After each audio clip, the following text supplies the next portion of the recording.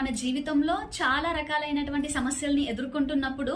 ఆ సమస్యలకి పరిష్కారము మనకి చాలా దగ్గరలోనే దొరుకుతుంది అనేటువంటిది ఉన్నప్పటికీ కూడా మన కర్మ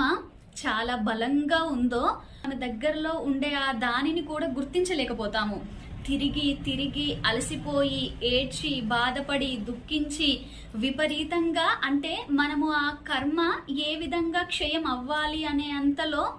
ఎంతైతే అనుభవంలోకి వచ్చిన తర్వాత మాత్రమే మనకి ఆ దగ్గరలో ఉండే అటువంటి ఆ సమస్య యొక్క పరిష్కారాన్ని అప్రోచ్ అవ్వగలుగుతాము. ఇది ఎందులోనైనా అండి, ఒకవేళ ఏదైనా ఒక వ్యాధితో చాలా ఎక్కువగా బాధపడి ఇబ్బందులు పడేది ఉన్నప్పుడు మనం ఉండే అటువంటి ప్లేస్ కి అతి దగ్గరలో దానిని తొలగించే సామర్థ్యం కలిగిన వైద్యుడు ఉన్నప్పటికీ కూడా, తను మనకి తెలిసినప్పటికీ కూడా ఆ రోగ బాధ అనేది నువ్వు అనుభవించగలిగే అటువంటి తీవ్ర కర్మ నీ దగ్గర ఉన్నప్పుడు నువ్వు తనని చేరుకోవడం కూడా కష్టం అవుతుంది.